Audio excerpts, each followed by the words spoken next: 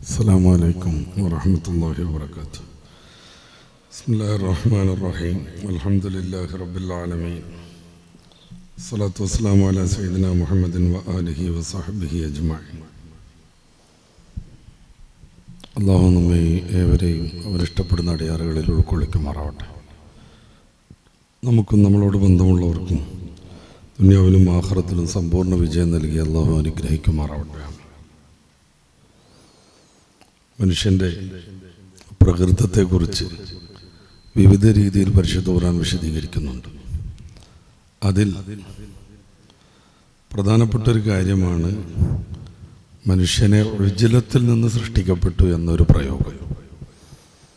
എന്താണ് ഉജ്ജലത്ത്? ധൃതി എന്ന് വേണമെങ്കിൽ നമുക്ക് സാധാരണഗതിയിൽ അർത്ഥം പറയാം. സൂറത്തുൽ അംബിയാഇന്റെ 37-ാമത്തെ വാക്യത്തിൽ ഖുലിഖൽ ഇൻസാനു മിൻ അജൽ, മനുഷ്യനെ സൃഷ്ടിച്ചത് അജലിൽ നിന്നാണ് എന്ന് പറയുന്നുണ്ട്. എന്താണ് ഈ അജൽ? ഞാൻ നേരത്തെ പറഞ്ഞു, ഉജ്ജലത്തിൻ്റെ മറ്റൊരു പ്രയോഗം. കാര്യങ്ങളൊക്കെ പെട്ടെന്ന് ചെയ്യുക, പ്രത്യേകിച്ച് അവനിഷ്ടപ്പെടുന്ന കാര്യങ്ങളിൽ പെട്ടെന്ന് വേഗം ചെയ്യുക, പിന്നെ സാവകാശമില്ലാതെ സമചിത്തതയില്ലാതെ കാര്യങ്ങളിൽ ഇടപെടുക, എടുത്തുചാട്ടം നടത്തുക. ഇതൊക്കെ മനുഷ്യൻ്റെ സൃഷ്ടിപരമായ ഒരു രീതിയാണ്, സ്വഭാവമാണ്. അതുകൊണ്ടാണ് ധാരാളമായി ആത്മഹത്യകളെ കുറിച്ച് നമ്മൾ കേട്ടുകൊണ്ടിരിക്കുന്നത്, എടുത്തുചാട്ടം കൊണ്ട്. അതുകൊണ്ടാണ് കൊലപാതകങ്ങൾ ധാരാളമായി നമ്മൾ അറിയുന്നത്, മനസ്സിലാക്കുന്നത്. ജ്യേഷ്ഠനെയും ബന്ധുമിത്രാദികളെയും ഒക്കെ കൊല ചെയ്യാം. ഇവിടെ തെക്കിൽ നിന്നൊരു വാർത്ത നമ്മൾ കേട്ടു. ജ്യേഷ്ഠൻ കല്യാണം കഴിക്കുന്നില്ലെങ്കിൽ ഞാൻ കല്യാണം കഴിക്കും എന്നൊരു സഹോദരൻ അമ്മയോട് പറയാണ്. അപ്പോൾ അവർ പറഞ്ഞു അത് ശരിയാവില്ല. ആ ഒരു തർക്കത്തിനിടയിൽ അമ്മയെയും ജ്യേഷ്ഠനെയും തലക്കടിച്ച് കൊല്ലുന്നു. അവരുടെ പിറകിലുള്ള ഒരു കുഴിയിൽ അവരെ വെട്ടിമൂടുന്നു. മുകളിൽ ഏലം നട്ട് ആ സംഗതി അങ്ങോട്ട് ഫിനിഷാക്കുന്നു. 20 ദിവസത്തോളം ആരോരും ഇതറിയിക്കാതെ ജ്യേഷ്ഠനും അമ്മയും പളനിയിലേക്ക് പോയി എന്നും പറഞ്ഞിട്ട് അയാൾ പ്രചരിപ്പിച്ചുകൊണ്ടിരുന്നു. ഒരു ചെറിയ പ്രകോപനം മനുഷ്യനെ പിശാച്ചാക്കി മാറ്റുന്നു എന്നർത്ഥം. അതുകൊണ്ടാണ് റസൂലുള്ളാഹി സ്വല്ലല്ലാഹു അലൈഹി വസല്ലം തങ്ങൾ പറയുന്നത് അൽ ഉജ്ലത്തു മിനശ് ശൈത്വാൻ. എടുത്തുചാട്ടം, അനാവശ്യമായ ധൃതി കാണിക്കൽ, അത് പൈശാചികമാണ്. അത് ശൈത്താൻ്റെ പ്രേരണ കൊണ്ടുണ്ടാകുന്നതാണ്. ഞാൻ പറഞ്ഞതുപോലെ ആത്മഹത്യയുടെ കാര്യമാണെങ്കിലും, ഈ അടുത്ത ബന്ധുക്കൾ തമ്മിലുള്ള പിണക്കത്തിൻ്റെ കാര്യമാണെങ്കിലും, പാർട്ട്ണർഷിപ്പ് പരസ്പരം അസമയത്തൊഴിഞ്ഞ് ആ ബിസിനസ് തന്നെ തകരുന്ന കാര്യമാണെങ്കിലും, പലപ്പോഴും അതിൻ്റെയൊക്കെ പിന്നിൽ പ്രവർത്തിക്കുന്ന പ്രധാനപ്പെട്ട ഘടകം ഈ എടുത്തുചാട്ടം. അതുകൊണ്ടാണ് ഖുലിഖൽ ഇൻസാനു മിൻ അജൽ, അവൻ്റെ പ്രകൃതിപരമായിട്ടുള്ളൊരു സ്വഭാവമാണത് എന്ന് പരിശുദ്ധ ഖുർആൻ പറയുന്നത്. ഈ ആയത്ത് വിശദീകരിച്ചുകൊണ്ട് പണ്ഡിതന്മാരൊക്കെ പറയുന്നത് ആ രീതിയിൽ തന്നെ. ഖുർത്തുബി എഴുതുന്നു തബഉൽ ഇൻസാനി അൽ അജ്ലത്തു, മനുഷ്യന്റെ നൈസർഗിക രീതി ഈ ധൃതി കാണിക്കലാണ്. ചിലപ്പോൾ സാവകാശം ചിന്തിക്കാൻ അവന് കഴിയില്ല. പല വിഷയങ്ങളിലും സമചിത്തത പുലർത്താൻ അവന് സാധ്യമില്ല. ചെറിയൊരു ദേഷ്യം കാരണം പണക്കം, കൊലപാതകം, ത്വലാഖ്, ഇങ്ങനെ പല അനർത്ഥങ്ങളും സംഭവിക്കുന്നു. ഖുർത്തുബി തന്നെ ആയത്ത് വിശദീകരിച്ചുകൊണ്ട് ഇതൊന്നുകൂടെ വ്യക്തമാക്കുന്നുണ്ട്. ഫയസ്തഅ്ജിലു കസീറൻ മിനൽ ഇൻസാനി മിനൽ അശിയാഇ വഇൻ കാനത് മുദററതൻ, ദോഷകരമാവുകയാണെങ്കിൽ പോലും അധിക കാര്യത്തിലും അവൻ ധൃതി കാണിച്ചുകൊണ്ടിരിക്കും. അത് പെട്ടെന്ന് കിട്ടണമെന്നവൻ തേടിക്കൊണ്ടേയിരിക്കും. ഇത് ഖുർആനിൽ പലയിടങ്ങളിൽ പറയുന്നുണ്ട്. ഈ ഒരു ആശയം മനസ്സിലാക്കാൻ പറ്റും വിധം പല കാര്യങ്ങളെക്കുറിച്ച് ഖുർആൻ പറയുന്നുണ്ട്. ഈ നമ്മുടെ ഈ ഹജ്ജിനെ കുറിച്ചൊക്കെ പറയുമ്പോൾ സൂറത്തുൽ ബഖറയുടെ 203-ാമത്തെ വാക്യത്തിൽ ഈ മിനായിലെ കല്ലെറിയൽ 2 ദിവസം ചെയ്ത് 3-ാമത്തെ ദിവസം കല്ലെറിയാതെ പോരേണ്ട ഒരു ഓപ്ഷനുണ്ട്. അതിൻ്റെ മസല വിശദീകരിക്കല്ല, ഹജ്ജിൻ്റെ ക്ലാസ് അല്ല. 2 ദിവസം കല്ലെറിഞ്ഞു, 3-ാമത്തെ ദിവസം ഉച്ചയുടെ മുമ്പൊക്കെ ആയിട്ട് പോരാൻ പറ്റുന്ന ഒരു ഓപ്ഷനുണ്ട്. ഇതേക്കുറിച്ച് ഖുർആൻ പറയുന്നത് വദ്കുറുല്ലാഹ ഫീ അയ്യാമിൻ മഅദൂദാത്ത് ഫമൻ തഅജ്ജല ഫീ യൗമൈനി ഫലാ ഇസ്മ അലൈഹി. 2 ദിവസത്തിൽ കല്ല് നിർവഹിച്ച് പെട്ടെന്ന് പോരുകയാണെങ്കിൽ അത് പ്രശ്നകരമല്ല എന്ന് ഖുർആൻ പറയുന്നുണ്ട്. ഇവിടെ പ്രയോഗിച്ചത് ഈ ഉജ്ജിലത്ത് അജ്ജിൽ എന്നൊക്കെ ഉള്ള ഈ ധാതുവിൽ നിന്ന് നിഷ്പന്നമായ പദമാണ്. തഅജ്ജല, ഒരാൾ ധൃതി കാണിച്ചാൽ. 2 ദിവസത്തെ കല്ലേറ് കഴിഞ്ഞു, വളരെ പെട്ടെന്ന് തന്നെ ഒരാൾ പോന്നു, 3ാമത്തെ കല്ലേറിന് നിന്നില്ല, ഫലാ ഇസ്മ, അത് പ്രശ്നമല്ല എന്ന് ഖുർആൻ പറയുന്നു. അവിടെ പ്രയോഗിക്കുന്നത് ഈ തഅജ്ജല എന്നാണ്. മൂസാ നബി അലൈഹി സ്വലാത്തു വസ്സലാം തോറാത്ത് വാങ്ങാൻ പോകുന്ന ആ സന്ദർഭം നമുക്കറിയാം. തൻ്റെ ജ്യേഷ്ഠനാവുന്ന ഹാറൂൻ നബിയെ ആ സമൂഹത്തിൻ്റെ നിയന്ത്രണം ഏൽപ്പിച്ചായിരുന്നു മഹാനുഭാവൻ യാത്രയായത്.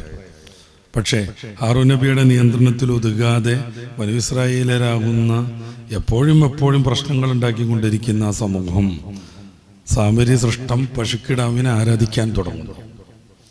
ഇത് കണ്ടാണ് മൂസാ നബി വരുന്നത്. അവിടത്തേക്ക് വല്ലാത്ത ഈർഷ്യത വന്നു, പ്രയാസം വന്നു, ദുഃഖം വന്നു. ഇതിനിടയിൽ മൂസാ നബി അലൈഹി സ്വലാത്തു വസ്സലാമിൻ്റെ ഈ തലയിൽ നിന്ന് തോറാത്തിൻ്റെ ശിലാഫലകം, അതൊരു കല്ലിൻ്റെ, നമ്മൾ ഈ മാർബിൾ പോലത്തെ സാധനത്തിലായിരുന്നു എഴുതിയത്, അത് വീണുടയുന്നു. ഇത്തരം കാര്യങ്ങളൊക്കെ സംഭവിച്ചുകൊണ്ടിരിക്കുമ്പോൾ ഫലമ്മാ റജഅ മൂസാ ഇലാ ഖൗമിഹി ഖളബാൻ ആസിഫ, ദുഃഖിതനും പ്രയാസ അനുഭവിക്കുന്നയാളുമായി മഹാനായ മൂസാ നബി സമൂഹത്തിലേക്ക് എത്തുന്നു. ഖാൽ, ആ സമയത്ത് മൂസാ നബി അവരോട് പറഞ്ഞു, ബൈസുമാ ഖലഫ്തുമൂനി മിൻ ബഅദി, എൻ്റെ ശേഷം നിങ്ങൾ സൃഷ്ടിച്ചുണ്ടാക്കിയതൊക്കെ വളരെ മോശമായി. അജിൽതും അംറ റബ്ബിക്കും, പടച്ച റബ്ബിൻ്റെ തീരുമാനത്തെ നിങ്ങൾ ധൃതിപ്പെട്ട് ആവശ്യപ്പെടുകയാണോ എന്ന്.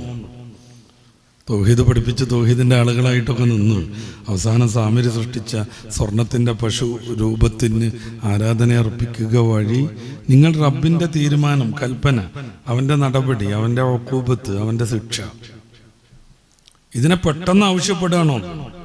അവിടെയും ഇതാണ് പ്രയോഗം വരുന്നത്. ഒന്നുകൂടെ നമുക്ക് മനസ്സിലാക്കാൻ പറ്റുമെന്ന് സൂറത്ത് യൂനുസിൻ്റെ 11 നമുക്ക് കാണാം. അത് നമ്മൾ നന്നായിട്ട് ശ്രദ്ധിക്കേണ്ടതാണ്, നമ്മുടെ വിഷയമായിട്ട് നേരിട്ട് ബന്ധമുള്ളതാണ്.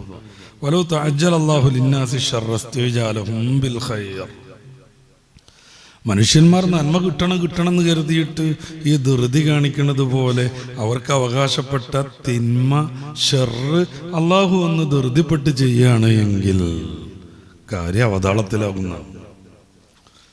നമുക്ക് നന്മ കിട്ടണം, ആരോഗ്യം കിട്ടണം, വിദ്യാഭ്യാസം കിട്ടണം, നമുക്ക് നല്ല സമ്പത്ത് കിട്ടണം, ഇങ്ങനെ പലജാരി മോഹങ്ങളാണ് നമ്മൾ. ഈ പണം ഒന്നിച്ചു കൂട്ടിയെടുക്കാൻ വേണ്ടിയിട്ടാണല്ലോ പലപ്പോഴും അധർമ്മങ്ങളിലേക്ക് പോകുന്നത്. കൂടുതൽ പണം കിട്ടട്ടെ എന്ന് കരുതിയിട്ടാണല്ലോ ചൂതാട്ടത്തിലേക്ക് പോകുന്നത്. കഴിഞ്ഞ ക്ലാസ്സിൽ നമ്മൾ സൂചിപ്പിച്ചിട്ടുണ്ട്, ഞാൻ ആവർത്തിക്കുന്നില്ല. കൂടുതൽ പണം കിട്ടണം എന്ന് കരുതിയിട്ടാണ് പാർട്ട്ണറെ പറ്റിക്കുന്നത്. ഇതേ ഉദ്ദേശത്തിനാണ് കൊള്ളയടിക്കാൻ പോകുന്നത്, കൊലപാതകത്തിന് പോകുന്നത്. അപ്പം നിങ്ങൾ ഈ വിചാരിക്കുന്ന നന്മകളിൽ, ദുന്യാവിൻ്റെ കാര്യങ്ങളിലൊക്കെ ഈ എടുത്തുചാട്ടം നടത്തി തീരെ അവധാനതയില്ലാതെ, സമചിത്തത തീരെ ഇല്ലാതെ നിങ്ങൾ ഈ ഇടപെടുന്നത് പ്രകാരം നിങ്ങൾ ഈ അർഹതപ്പെട്ട ശിക്ഷ പടച്ച റബ്ബ് ധൃതിയിലാക്കുകയാണെങ്കിൽ കാര്യം അവതാളത്തിലാകും.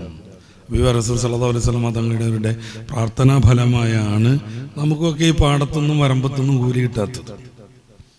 എന്നുവെച്ചാൽ തെറ്റ് ചെയ്ത ഉടനെ തന്നെ ശിക്ഷ നൽകാത്തത്, അത് ആഖിറത്തിലേക്ക് പടച്ച റബ്ബ് മാറ്റി വെക്കണത്.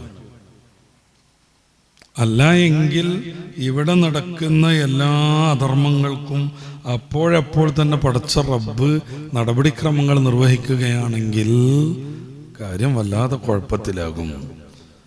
നോക്കൂ, നിങ്ങൾ ഇവിടെ 2 പ്രയോഗം വരുന്നുണ്ട്. വലൗ യുഅജ്ജിലുല്ലാഹു ലിന്നാസി ശർ, അള്ളാഹു എങ്ങാനും ജനങ്ങൾക്കുള്ള ഷർറിനെ പെട്ടെന്ന് ചെയ്യുകയാണെങ്കിൽ, ഏതുപോലെ ഇസ്തിഅജാലഹും ബിൽ ഖൈരി, പെട്ടെന്ന് കിട്ടണം എന്ന് നന്മയുടെ കാര്യത്തിൽ ഇവർ ആഗ്രഹിക്കുന്നത് പ്രകാരം, എന്നാൽ ലഖുദിയ ഇലൈഹിം അജ്ലുഹും,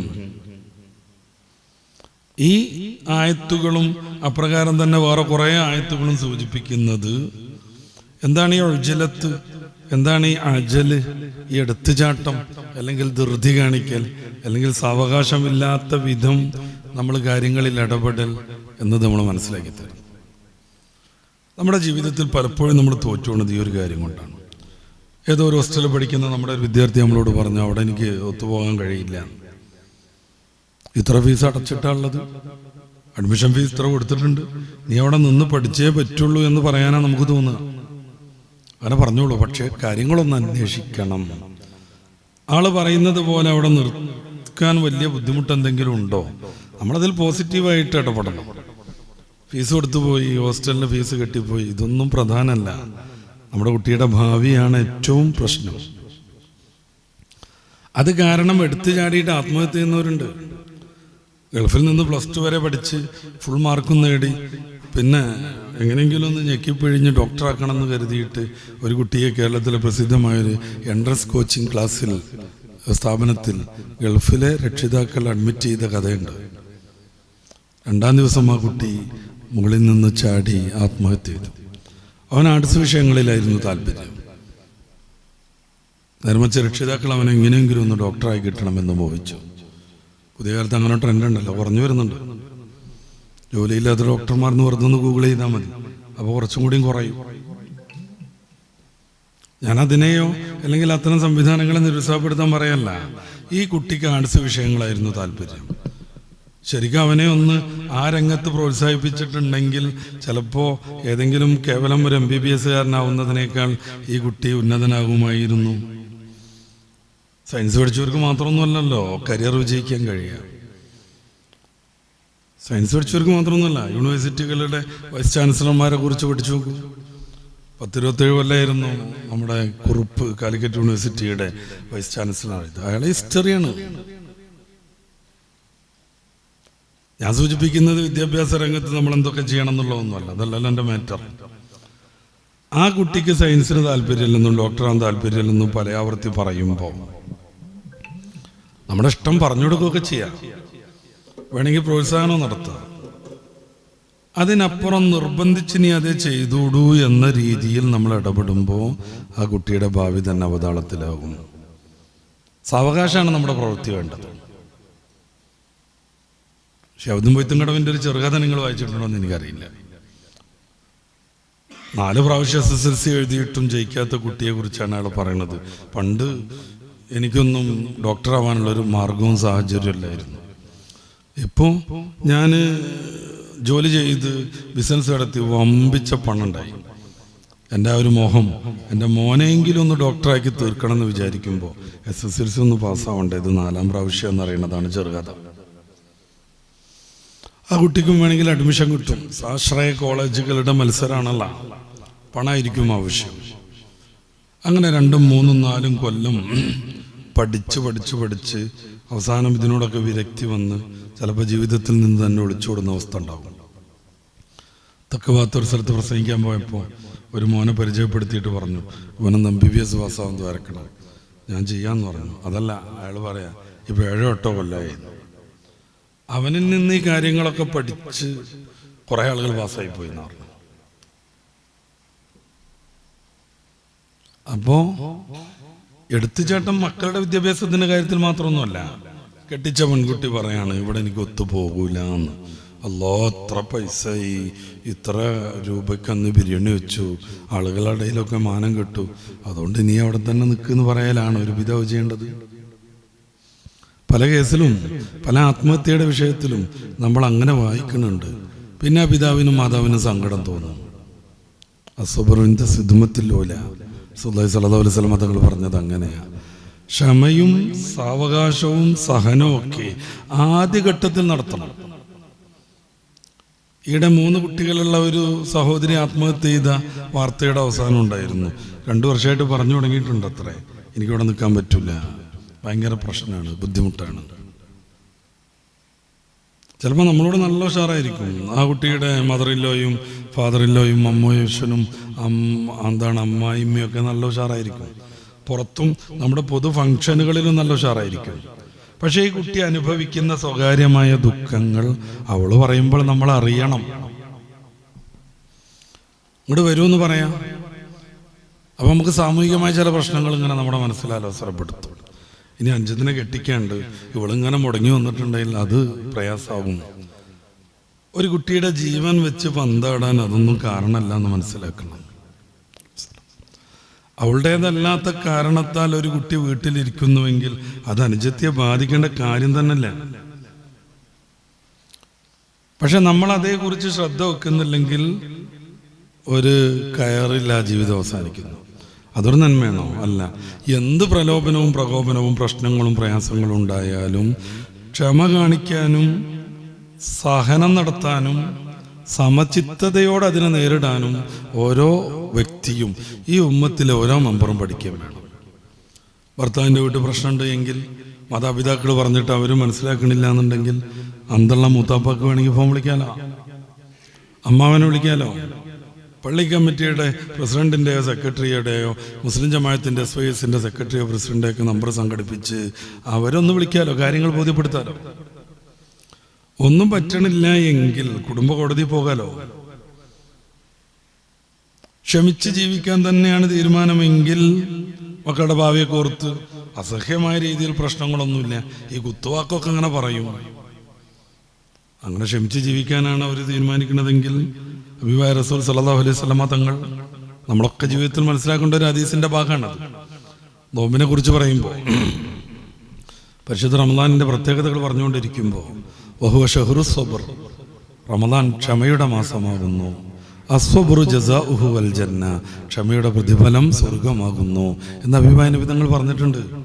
സ്വർഗത്തെക്കുറിച്ച് പറയാൻ ഏറ്റവും ആധികാരികതയുള്ള ഹബീബായ റസൂൽ തങ്ങൾ അങ്ങനെ പറയുമ്പോൾ ഈ ജീവിതം വളരെ കുറച്ച് കാലേ ഉള്ളൂ, ഇവിടെ ഈ കുത്തുവാക്കുകളൊക്കെ ഞാനങ്ങനെ ക്ഷമിക്കുകയാണ് എങ്കിൽ എനിക്ക് സ്വർഗം കിട്ടുമെങ്കിൽ അതാണ് ഏറ്റവും നല്ലത് എന്ന് വിചാരിക്കാൻ നമുക്ക് പറ്റണം. ഈ കുത്തുവാക്ക് പറയുന്ന ആളുകൾ ഇതേക്കുറിച്ച് കുറച്ചുകൂടെ ആലോചിക്കണം. ഇങ്ങനെ ഞാനങ്ങനെ പറയാൻ പാടുണ്ടോ? അവളിൽ നിന്ന് പുതിയ പെൺകുട്ടിയാണ്, ചിലപ്പോൾ വെള്ളം ചൂടാക്കണ മസാല പോലും അറിയില്ല, എന്നിട്ടല്ല പായസം വെക്കലും ബിരിയാണി വെക്കലും, മരുവളായിട്ട് വീട്ടിലേക്ക് കടന്നു വരുന്നു. അസമയത്ത് അവളിൽ നിന്ന് വരുന്ന ചെറിയ അപാകങ്ങളൊക്കെ തിരുത്തേണ്ടവൾ ഞാൻ എന്ന് അമ്മായിമ്മ മനസ്സിലാക്കിയാൽ വലിയൊരു പ്രശ്നം തീർന്നു. അവൾക്കിതൊക്കെ പഠിപ്പിച്ചു കൊടുക്കേണ്ട ആൾ ഞാനാണ്. ഈ കൊലപാതകങ്ങളും പീഡനങ്ങളും അക്രമങ്ങളും ഇങ്ങനെ കാണുമ്പോൾ നമുക്ക് ഈ കണ്ണൂരിലെ മുസ്ലിങ്ങളുടെയൊക്കെ സിസ്റ്റാണ് ഏറ്റവും നല്ലതെന്ന് തോന്നുന്നു. നമ്മുടെ മുൻ ആരോഗ്യമന്ത്രി ഒരു പ്രാവശ്യം നിയമസഭയിൽ അത് പറഞ്ഞിട്ടുണ്ട്.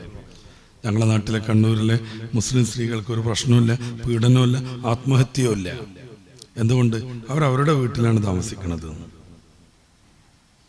കുറച്ചുകൂടെ മതപരമായിട്ടും അതാണ് കയറി തോന്നുന്നത്. ഇപ്പോൾ ഒരു ജോയിൻറ്റ് ഫാമിലിയിലേക്ക് ഒരു പെൺകുട്ടി കടന്നു വരുന്നു. അവൾക്ക് അവിടെ കാണാൻ പറ്റുന്നത് അവളുടെ ഭർത്താവിനെയും ഭർത്താവിൻ്റെ വാപ്പയെയും മാത്രം. വല്ലിപ്പൊക്കെ ഉണ്ടെങ്കിൽ അവരെയും, ഭർത്താവിൻ്റെ ജ്യേഷ്ഠന്മാരെ കാണാൻ പറ്റും, അവരുടെ മക്കളെ കാണാൻ പറ്റുമോ? ആൺകുട്ടികളെ ഇത്തിരി പ്രായത്തിൻ്റെ ഒക്കെ എത്തിക്കഴിഞ്ഞാൽ, കുഞ്ഞുമക്കളല്ല, അത് പിന്നെ അന്യരത്തും കാണാമല്ലോ, ചെറിയ മക്കളെ. അപ്പോൾ അവർക്ക് അകത്ത് ചെന്നാൽ ജ്യേഷ്ഠനെ കാണും, അടുക്കളയ്ക്ക് പോയാൽ അവിടെ ഉണ്ടാവും ചിലപ്പോൾ അനുജൻ നിൽക്കുന്നു, ഭർത്താവിൻ്റെ അനുജൻ നിൽക്കുന്നു. മതപരമായി നോക്കുകയാണെങ്കിൽ അത് നല്ലതാന്ന് തോന്നിപ്പോവും നമുക്ക്. അപ്പോൾ ഓരോരുത്തരും അവരവരുടേതായ മേഖലയിൽ ക്ഷമയും സഹനവും സമചിത്തതയും ഒക്കെ പുലർത്തുകയാണെങ്കിൽ ഈ ലോകം വളരെ മനോഹരമാവും. എടുത്തുചാട്ടം നടത്തുകയാണല്ലോ. ഈ ഒരു കേസിന് മാത്രമൊന്നുമല്ല, എല്ലാ വിഷയത്തിലും അങ്ങനെ തന്നെ. പാർട്ട്ണറുമായി ചെറിയ തെറ്റിദ്ധാരണ ഉണ്ടായി, അത് സംസാരിച്ച് പിരിയല്ലാതെ അങ്ങോട്ട് പെട്ടെന്ന് തന്നെ നമ്മുടെ ഏർപ്പാട് നിർത്താൻ പറ്റുമോ? ഇനി എനിക്ക് അവരെ പിടിച്ചോ ചാവി എന്ന് പറഞ്ഞിട്ട് പോരാൻ പറ്റുമോ? അതുവരെ 10-20 വർഷം അവർ കഠിനമായി അധ്വാനിച്ച ആ സംരംഭമാണ് ആ ഒരു നിമിഷത്തെ എടുത്തുചാട്ടം കൊണ്ടില്ലാതെയാകുന്നത്. അതുകൊണ്ടാണ് ലോകൈക ഗുരു മുഹമ്മദ് റസൂൽ സല്ലല്ലാഹു അലൈഹി വസല്ലം അൽ ഉജ്ലത്തു മിനശ് ശൈത്വാൻ, എടുത്തുചാട്ടം, ധൃതി കാണിക്കൽ പൈശാചികമാണെന്ന് നമ്മളെ പഠിപ്പിക്കുന്നത്. എന്താ പിശാചിന്റെ ലക്ഷ്യം? നമ്മൾക്കിടയിൽ പ്രശ്നങ്ങൾ ഉണ്ടാക്കണം, മനുഷ്യനെ ഭൗതികമായും ആത്മികമായും തോൽപ്പിക്കണം.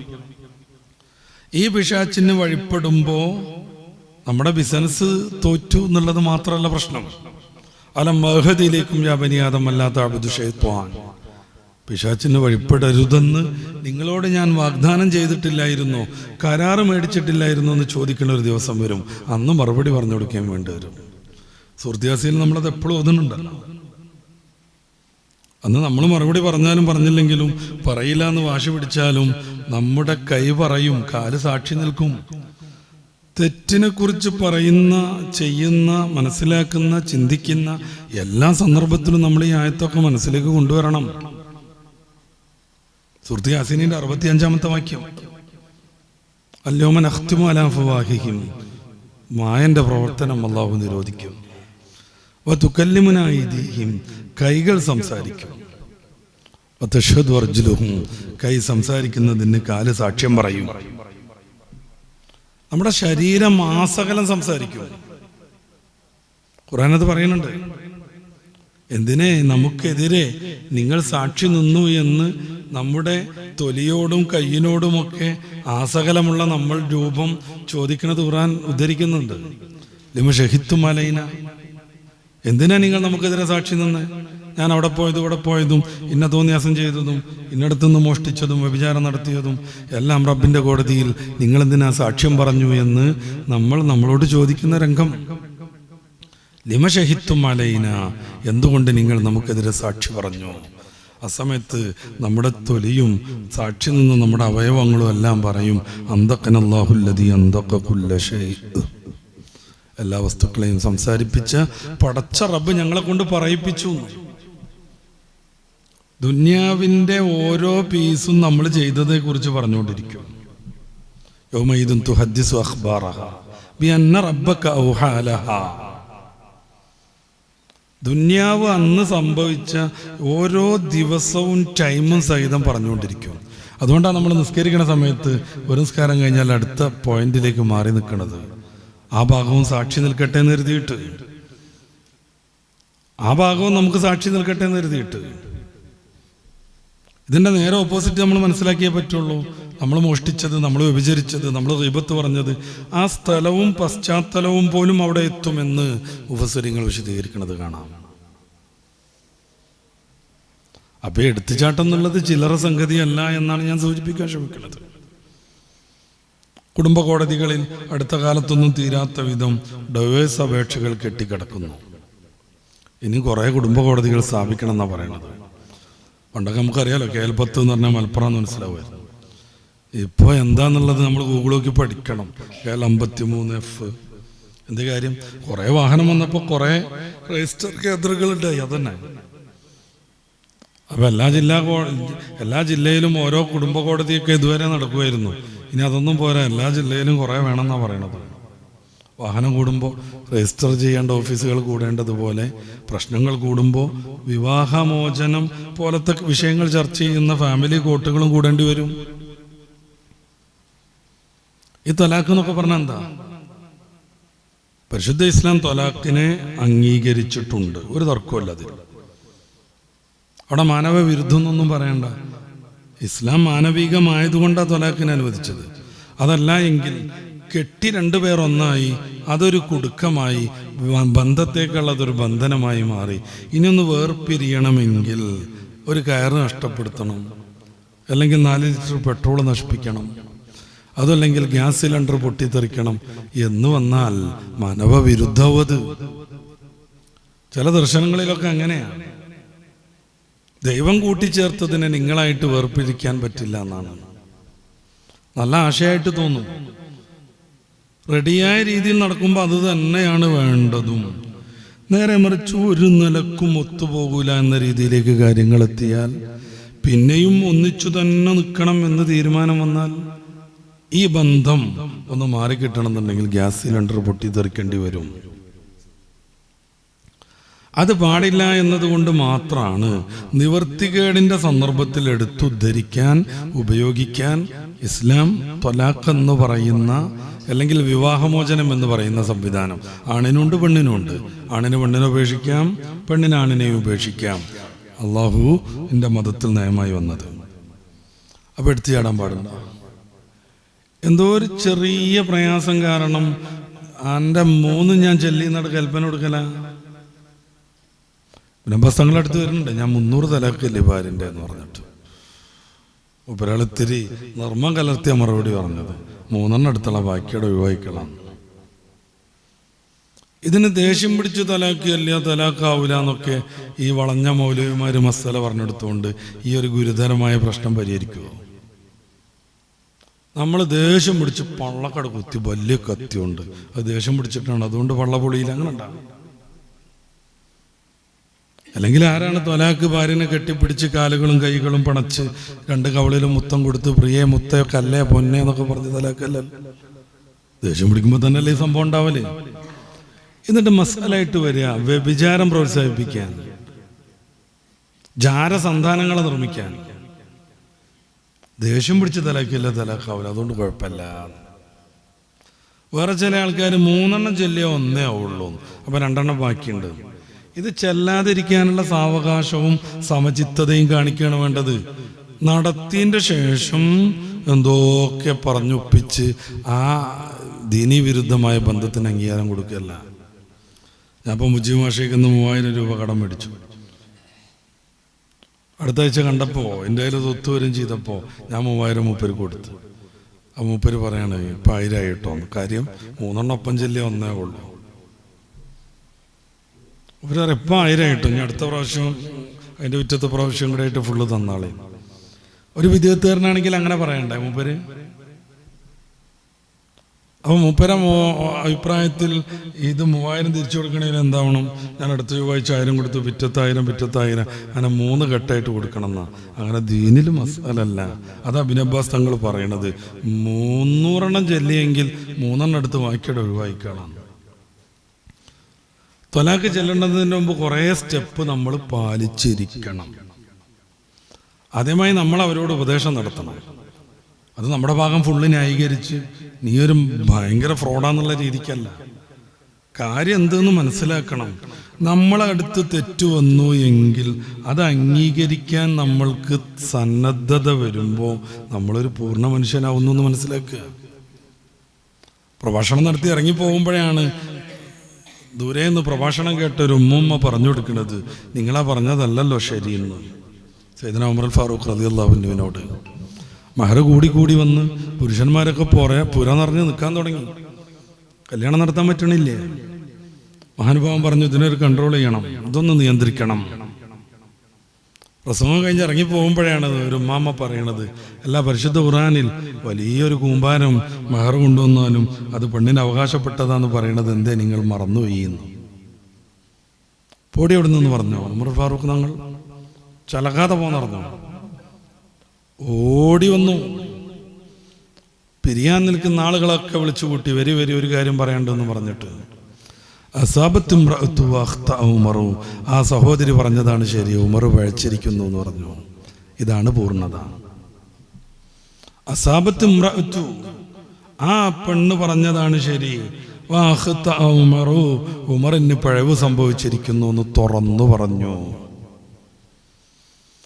ഞാൻ അന്നാ പറഞ്ഞ തീരുമാനം ശരിയല്ലായിരുന്നു, പെങ്ങൾ പറഞ്ഞ മാതിരിയാണ് നല്ലത് എന്ന് പറഞ്ഞാൽ മക്കളടിയിൽ നമ്മൾ പറ്റ തോറ്റു എന്നാണ് വിചാരം? അല്ല, നമ്മൾ പൂർണ്ണനായിത്തീരും. വല്ലാത്തൊരു കിറിവുള്ള വാപ്പാന്ന് ആൾക്കാർ കരുതും, മക്കളും കരുതും. അപ്പൊ പെണ്ണിനോട് സംസാരിക്കണ്ടേ, നീ ഒരു ലോക ഫ്രോഡാണ്, മര്യാദക്കുന്നോ അല്ലെങ്കിൽ ഞാൻ ഇനിയും ചൊല്ലും. ഇങ്ങനല്ല, കാര്യങ്ങൾ മനസ്സിലാക്കിയിട്ട് നമ്മൾ അവരോട് നല്ല നിലക്ക് സംസാരിക്കണം. 1-ാം ഘട്ടം. അതുകൊണ്ട് അവളുടെ പിണക്കം മാറണില്ല എങ്കിൽ നമ്മൾ അവരെ കിടപ്പറയിൽ നിന്ന് ഒഴിവാക്കണം. അത് പെണ്ണിനെ സംബന്ധിച്ച് വല്ലാത്തൊരു ഫീലായിരിക്കും. നമ്മൾ വീട്ടിലുണ്ടായിരിക്കെ കുട്ടിയും മോളും വരുമ്പോൾ അവളൊന്നും മാറിക്കിടക്കുക എന്നുള്ളതല്ല. കുട്ടിയും മോളും വരുന്ന സമയത്ത് അവർക്കൊരു ഹെൽപ്പ് ചെയ്യാൻ വേണ്ടി ഞാൻ ഓലെ റൂമിൽ കിടക്കാം, നിങ്ങളും വലിയ കുട്ടികളും ഇവിടെ കടന്നോളി അറിയണതല്ല. അതവർ സമ്മതിച്ചിട്ടുള്ളൊരു പോക്കാണ്. അല്ലാതെ നമ്മളവിടെ വീട്ടിലുണ്ടായിരിക്കെ നമ്മൾ വേറെ എവിടെയെങ്കിലും പോയിട്ട് ഏത് ബസ് സ്റ്റോപ്പിലും റെയിൽവേ സ്റ്റേഷനിലും ഇറങ്ങിയാലും അവർക്ക് പ്രശ്നമൊന്നും ഉണ്ടാവില്ല.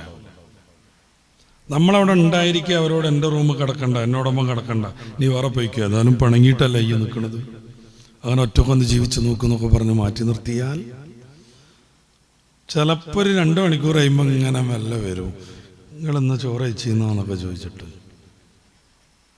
എന്നിട്ടും ഒതുങ്ങണില്ലേ? നമ്മൾ അവരെ ഈ വിഷയത്തിൽ നമുക്ക് താല്പര്യമില്ല എന്ന് തെളിയിക്കാൻ പറ്റും വിധം അടിക്കണം. ഒരൊറ്റ അടി കൊടുത്തിട്ട് ഈ ചെവിയൊക്കെ ഇങ്ങനെ നെയ്യപ്പത്തിൻ്റെ വക്കോലാവണമെന്നാണോ? പാടില്ല. ഒരിക്കലും ഇസ്ലാം അതിന് സമ്മതം തന്നിട്ടില്ല. ഇമാം ഖുർത്തുബി വിശദീകരിക്കുന്നുണ്ട്, ടവ്വൽ കൊണ്ട് അടിക്കണം, ഈ ടിഷ്യൂ പേപ്പർ കൊണ്ടൊക്കെ അടിക്കണം എന്ന് പറഞ്ഞാൽ തമ്മേൻ്റെ മാന. ഇവരുടെ ആ ഒരു പിണക്ക്, ആ ഒരു ദുസ്വഭാവം നമുക്ക് ഇഷ്ടപ്പെട്ടില്ല എന്നവരോട് അറിയിക്കണം, അത്രയുള്ളൂ. അത് അടിച്ച് പമ്പരം കറക്കണം എന്നൊന്നുമല്ല. പണ്ട് സയൻസ് പഠിച്ചതൊക്കെ റെഡിയാന്ന് ബോധ്യപ്പെടുത്തലുമല്ല. ഭൂമി കറങ്ങണതേ അടിയടി കിട്ടിയിട്ട് ഭൂമി കറങ്ങണുണ്ട് അവർക്ക് ബോധ്യം വരും. മറ്റേ നമ്മൾ പരീക്ഷയ്ക്ക് എഴുതി ജയിച്ചതാ, ഇതുവരെ ബോധ്യപ്പെട്ടിട്ടില്ല ഭൂമി കറങ്ങണുണ്ട്. ഇങ്ങനെയാണ് തല്ലേണ്ടത്? അല്ല. എന്നിട്ടൊന്നും ശരിയാവണില്ലെങ്കിൽ നമ്മുടെ ഒരു പ്രതിനിധിയെയും അവരുടെ ഒരു പ്രതിനിധിയെയും നമ്മൾ തിരഞ്ഞെടുക്കണം. എന്നിട്ട് അവർ ചർച്ച ചെയ്യട്ടെ. അപ്പോഴേക്കൊക്കെ ഒരു മാസമായിട്ടുണ്ടാവും. ആ പ്രശ്നമൊക്കെ രണ്ടാളും മറന്നിട്ടുണ്ടാവും. ഇനി നിങ്ങൾ മൂത്താപ്പാനോടൊന്നും വരാൻ പറയണ്ട, എന്തിനാ വെറുതെ മൂപ്പനെ വിഷമിപ്പിക്കണെന്ന് ഇങ്ങോട്ട് പറച്ചിലുടങ്ങും. ഇതൊക്കെ കഴിഞ്ഞിട്ട് ഇവരുടെ പിണക്കവും കുബുദ്ധിയും മാറുന്നില്ല എങ്കിൽ മാത്രം ഒറ്റ ത്വലാക്ക് മാത്രം ചെല്ലണം. 300 3000 ഒന്നും ചെല്ലാൻ നിൽക്കരുത്. തലാഖൊക്കെ സംഭവിച്ച അവരൊറ്റക്കായി, നമ്മൾ വേറെ ആയി. ഇങ്ങനെ രണ്ടുപേരും ചിന്തിച്ചുകൊണ്ടിരിക്കുമ്പോൾ നമ്മളെ കുട്ടികളെന്താ കാണിക്കുക? മറ്റാളിങ്ങനെ ആലോചിക്കും, ഇപ്പൊ 40-45 വയസ്സായി, എനിക്കറിഞ്ഞ് പെണ്ണ് തരാം. അവളിങ്ങനെ വിചാരിക്കും, ഇപ്പൊ തന്നെ ഷുഗർ നല്ലോണം ഉണ്ട്, ഞാൻ മൂല കടന്ന് ആരാപ്പം എനിക്ക് തുള്ളിത്തിരി വെള്ളം തരിക. ആങ്ങളമാർക്കൊക്കെ ഒരു കണക്കില്ലേ? അങ്ങനെ അവരുടെ ഇടയിൽ ഒരു ഇൽഫത്ത് വന്ന് തുടങ്ങിയാൽ കയ്യും പിടിച്ചു കൊണ്ടുപോവാം. നിക്കാഹ് പോലും വേണ്ട, ഇദ്ദ കഴിഞ്ഞിട്ട് ഇടക്ക് കയ്യും പിടിച്ചു കൊണ്ടുപോവാം, നിക്കാഹ് പോലും വേണ്ട. ഇദ്ദ കഴിഞ്ഞാൽ നിക്കാഹ് കഴിച്ചിട്ട് നമുക്ക് ആ സ്ത്രീയെ തന്നെ നമുക്ക് വീണ്ടും ജീവിതത്തിൽ കൊണ്ടുവരാം. രണ്ടാം ത്വലാക്ക് ഇതേ ഘട്ടങ്ങളൊക്കെ കഴിഞ്ഞ് പിന്നെ സംഭവിച്ചാലും ഇങ്ങനെയൊക്കെ തന്നെ പറ്റും. മൂന്നാമത്തെ തലാഖ് ഉപയോഗപ്പെടുത്തിയാലാണ് ആ ഒരു അവസരം ദുരുപയോഗം ചെയ്തതിന് ഭർത്താവിനൊരു പണിഷ്മെന്റ് എന്നുള്ള രീതിയിൽ ആ പെണ്ണിനെ വേറൊരാൾ കല്യാണം സ്വാഭാവികമായി നിർവഹിക്കുകയും അവരുടെ ബന്ധം തുടരുന്നതിനിടയിൽ വല്ല പ്രശ്നങ്ങളൊക്കെ ഉണ്ടായിട്ട് സ്വാഭാവികമായ രീതിയിൽ തലാഖ് സംഭവിക്കുകയും അതിൻ്റെ ഇതൊക്കെ കഴിയുകയും ചെയ്തിട്ട് വേണം ഇയാൾക്ക് കല്യാണം കഴിക്കാൻ എന്ന നിയമം വരുന്നത്. ഇതാണ് സ്വബർ, ഇതാണ് ഹിൽമ, സഹനം, ഇതാണ് ക്ഷമ. ഇതാണ് ത്വലാഖിൻ്റെ ഏറ്റവും മനോഹരവും പ്രായോഗികവും മതം പ്രോത്സാഹിപ്പിക്കുന്നതുമായ രീതി. എന്ന് വെച്ച ഒരാളൊരൊറ്റ വാക്കിൽ 3 എണ്ണം ചൊല്ലി 300 എണ്ണം ചൊല്ലി അത് സംഭവിക്കൂല എന്നില്ല കേട്ടോ. ഇങ്ങനെയൊക്കെയാണ് ചെയ്യേണ്ടത്, അതിലൊരു തർക്കമില്ലേ. അതുകൊണ്ടാണ് പടച്ച റബ്ബിന്റെ ഒരു ഏറ്റവും വെറുപ്പുള്ള ഹലാലാണിത് എന്ന് മുത്ത് റസൂൽ സല്ലല്ലാഹു അലൈഹി വസല്ലം തങ്ങൾ പറയണത്. ഇന്ന അബ്ഗളൽ ഹലാലി ഇൻദല്ലാഹി അത്വലാഖ്. അല്ലാഹുവിന് ഏറ്റവും വെറുപ്പുള്ള ഹലാലാണ് ചെയ്യാം. കാര്യം ഞാൻ നേരത്തെ പറഞ്ഞതുപോലെ ഇത് രണ്ടും കൂടി ചേർന്നു ഇനി ഒരിക്കലും അത് ഒഴിവാക്കാൻ പറ്റൂല തീരുമാനം വന്നാൽ പണി പാളും. അതില്ലാതിരിക്കാൻ വേണ്ടി എന്ത് ചെയ്യാം? തലാക്ക് ആവാം, പക്ഷെ അള്ളാഹ്ക്ക് ഏറ്റവും ദേഷ്യമുള്ള ഹലാലാണിത്. അതുകൊണ്ടാണ് പഴയകാല സൂക്ഷ്മശാലികളാകുന്ന പണ്ഡിതന്മാർ മസ്ലഹത്തിന് വേണ്ടി അവരുടെ വീട്ടിലേക്കൊക്കെ തലാക്ക് കേസ് വന്നാൽ ഒരു നിലക്ക് ഒത്തുപോകില്ല എന്ന് തീരുമാനം വന്നാൽ ഇനി വളപ്പുന്നട പോയിട്ട് ആ റോട്ടിൽ വെച്ച് തലാക്ക് എല്ലിക്കോളി എന്ന് പറയുന്നത്. അള്ളാഹ്ക്ക് ഏറ്റവും വെറുപ്പുള്ളൊരു സംഗതി എൻ്റെ വീട്ടിലോ എൻ്റെ പറമ്പിലോ സംഭവിക്കരുത് എന്ന അവരുടെ സൂക്ഷ്മതാബോധത്തിൻ്റെ കാരണത്താൽ. അതുകൊണ്ടാണ് പൂർവികരാകുന്ന പണ്ഡിതന്മാർ ഈ ത്വാ ലാമ് ഖാഫ് ഈ സ്പെല്ലിങ് വരുന്ന ആ ഒരു പദം പറയാൻ പോലും തയ്യാറാവാതിരുന്നത്. കുട്ടികൾക്ക് ഫിഖിന്റെ കിതാബ് ഓതി കൊടുക്കുമ്പോൾ ഇവർക്ക് മനസ്സിലാകാൻ പറ്റും വിധം സൂചനകൾ കൊടുക്കും. അതിൻ്റെ സീഖകളൊക്കെ വരുമല്ലോ, അതിൻ്റെ വാക്കുകളൊക്കെ പഠിപ്പിക്കേണ്ടി വരുമല്ലോ കുട്ടികൾക്ക്. അതവർക്ക് മനസ്സിലാക്കാൻ പറ്റും വിധത്തിൽ അവരിങ്ങനെ സൂചിപ്പിച്ച് പറഞ്ഞു കൊടുക്കും. അല്ല നേരെ അത് പറയില്ല. ഈ ത്വാ ല ഖ എന്ന് പറയുന്ന പദത്തിന് പ്രത്യേകത ഉണ്ട്. നമുക്ക് നിയ്യത്ത് ഉദ്ദേശമില്ലാതെ ചെല്ലിയാലും തലാക്കാവും. ഒരു എ എന്ന് പറയുന്ന ഭർത്താവ് ബി എന്ന് പറയുന്ന ഭാര്യയോട് ഇപ്പം ഞാൻ പറഞ്ഞു എന്ന് അറിയണ മാതിരി പറയാൻ പറ്റൂല. ഇത് നമ്മളിപ്പോൾ ഉദാഹരണം പറയാൻ വേണ്ടി ഞാൻ പറഞ്ഞു സങ്കല്പിക്കുക. അങ്ങനെ പറഞ്ഞാൽ പോലും ചിലപ്പോൾ അത് പണി പാളിപ്പോവും. എ എന്ന് പറയുന്ന ഭർത്താവ് ബി എന്ന് പറയുന്ന ഭാര്യയോട് പറയാണ്, നിന്റെ ഇത് ഞാൻ കഴിച്ചു. ഏത് ഈ താവും ലാമും കാഫും സ്പെല്ലിംഗ് ആയിട്ട്. അയാൾക്ക് ഉദ്ദേശമില്ലെങ്കിൽ പോലും ഇത് സംഭവിക്കും. കാരണം തലാഖിൻ്റെ സ്വരീഹായ പദമാണിത്. തലാഖിൻ്റെ കിനായത്ത് സൂചനാപരമായ പദങ്ങൾ ചിലതുണ്ട്. നീ നിന്റെ വീട്ടിലേക്ക് പോയിക്കോ എന്ന് പറഞ്ഞു എ ബിനോട്. അയാളുടെ ഉദ്ദേശം എന്തായിരുന്നു? ഇനി നീ ഞാൻ തമ്മിൽ ബന്ധമല്ല, നമ്മൾ തലാഖ് സംഭവിച്ചു എന്നാണ്. അതോടെ തലാക്കാവും. നിന്റെ വീട്ടിലേക്ക് പോയിക്കോന്നാ പറഞ്ഞത്. നീ ഞാനും തമ്മിൽ ഇനി ബന്ധമില്ല എന്ന് പറഞ്ഞു ഒരാൾ. അയാളുടെ ഉദ്ദേശം എന്തായിരുന്നു? തലാക്കായിരുന്നു. തലാക്ക് സംഭവിക്കും. കിനായത്തിന്റെ പദങ്ങളാണെങ്കിൽ താല്പര്യം, ഉദ്ദേശം, നിയ്യത്ത് വേണം. നേരെ മറിച്ച് ഇതിന്റെ ഒറിജിനൽ പദമാകുന്ന പ ല ഖ പ്രയോഗിച്ചുവെങ്കിൽ അത് അത്ര സൂക്ഷ്മതയോടുകൂടി ഉപയോഗപ്പെടുത്തേണ്ടതാണ്. അതുകൊണ്ടാണ് ഇത് ഇത്ര ഗൗരവത്തിലാവുന്നത്. ഒരാൾ അബദ്ധവശാൽ അയാളുടെ ബുദ്ധി മറിഞ്ഞുപോയി, ബോധപൂർവമല്ല. ഒരു ഗ്ലാസ്സിലുണ്ട് ഇങ്ങനെ ചുമന്ന വെള്ളം കാണുന്നു, കട്ടൻ ചായ എഴുതിയിട്ട് അയാൾ ഒറ്റ വലിക്ക് കുടിച്ചു. അതെന്തോ ഒരു മങ്കുർണിയായിരുന്നു. ആള് ബോധം കിട്ടും. അതിൻ്റെ ഇടയിൽ മൂപ്പര് തലാഖൊക്കെ പറഞ്ഞു. അകലെയാണെങ്കിൽ അത് തലാഖ് സംഭവിക്കണ കേസല്ല. കാര്യം അവനെ കൊണ്ടല്ല അവൻ്റെ ബുദ്ധി പോയത്. നേരെ വെച്ച് ബോധപൂർവം കുടിച്ചിട്ട് ഒരാൾ അങ്ങനെ പറഞ്ഞു, ഭാര്യനെങ്ങനെ വഴക്ക് പറയണം, അതിൻ്റെ ഇടയിൽ ഇതൊക്കെ പറഞ്ഞു. ബോധം വന്ന സമയത്ത് ഞാൻ തമാശ പറഞ്ഞിരുന്നു പറഞ്ഞാൽ പറ്റുമോ? പറ്റൂല. കാരണം അയാൾ ബോധപൂർവമാണ് അയാളുടെ ബുദ്ധിയെ നീക്കിക്കളഞ്ഞത്. ഞാൻ തലാഖിൻ്റെ മസല പറയാനല്ല ഇപ്പോൾ ഉദ്ദേശിക്കുന്നത്. ഒരൊറ്റ വാക്ക് കൊണ്ട് എത്രമേൽ അനർത്ഥങ്ങൾ സംഭവിക്കുന്നു. കുട്ടികൾ അനാഥരാകുന്നു, ഭാര്യയും ഭർത്താവും മാനസികമായി തകരുന്നു, കുടുംബ ബന്ധം ഒന്നും രണ്ടുമല്ല കുറേ കുടുംബങ്ങൾ തമ്മിൽ അകലുന്നു, പിണങ്ങുന്നു.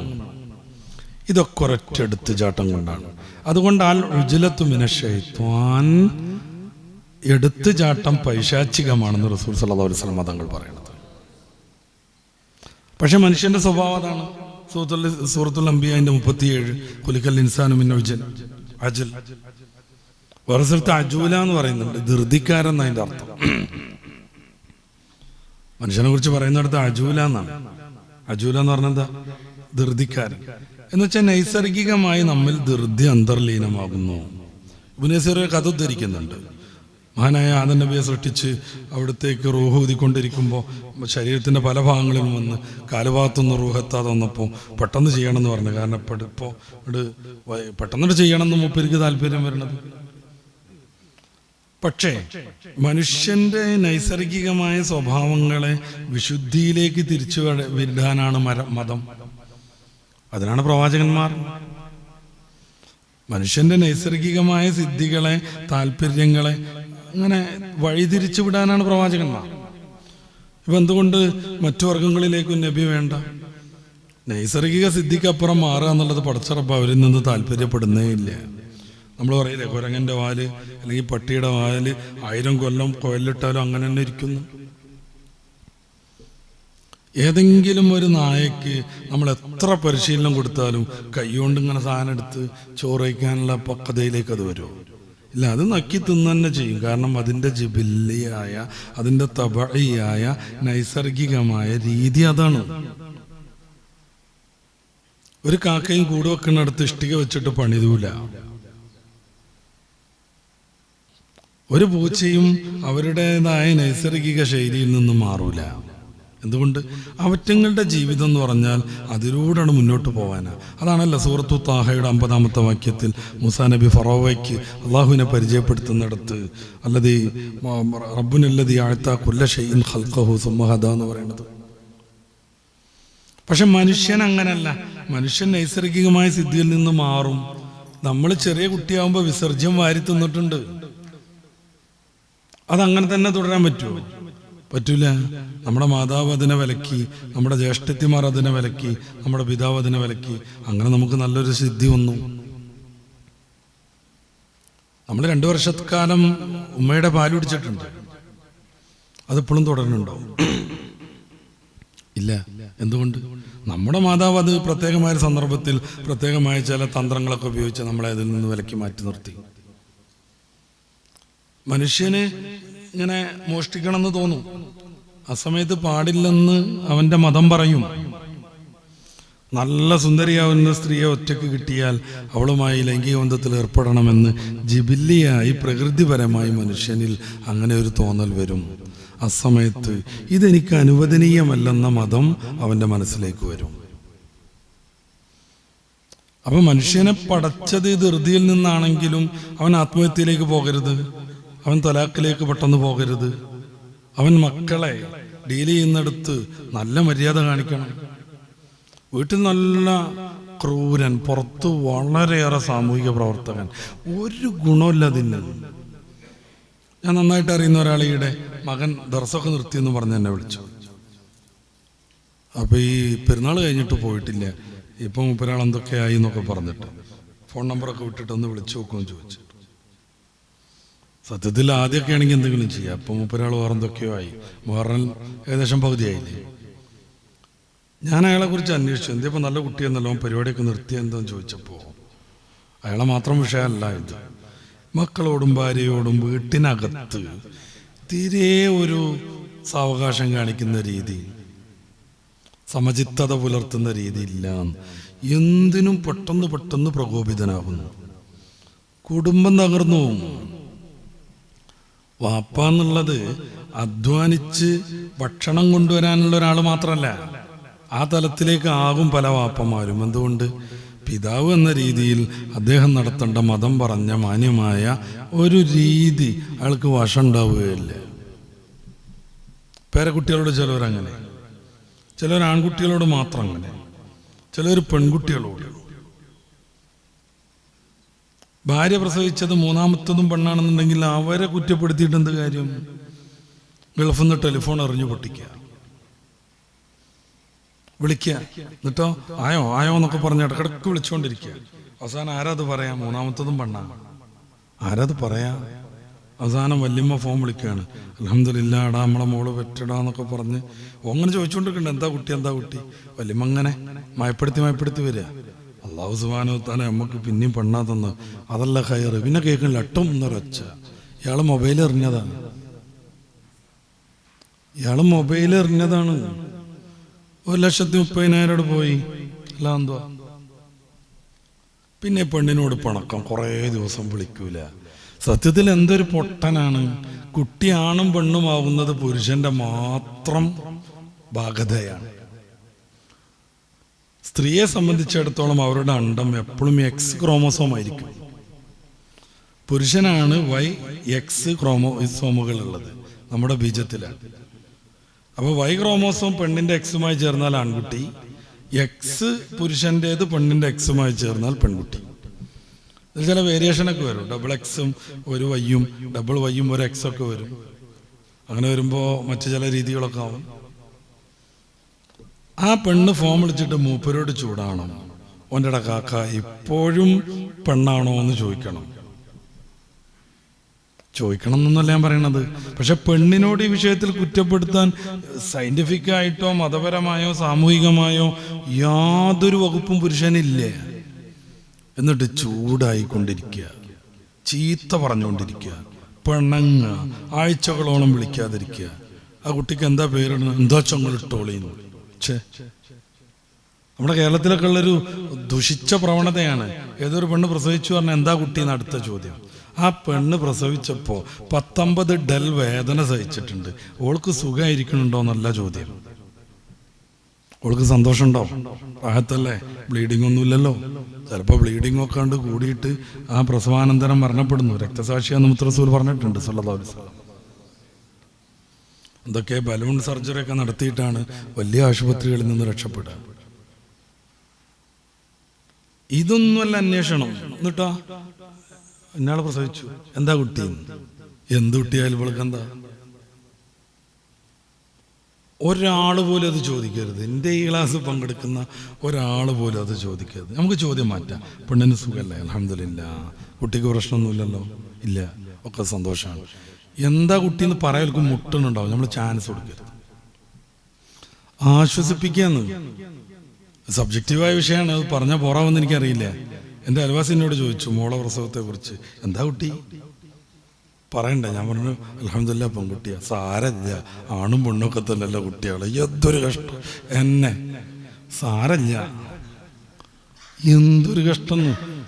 ഐശ്വര്യാണ് 2 കുട്ടികളെ കല്യാണം കഴിപ്പിച്ച് വിട്ടാൽ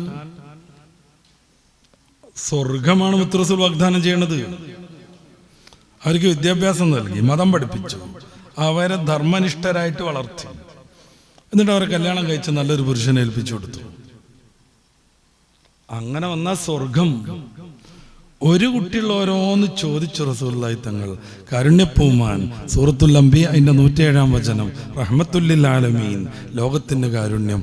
അവിടുന്ന് പറഞ്ഞു അതും.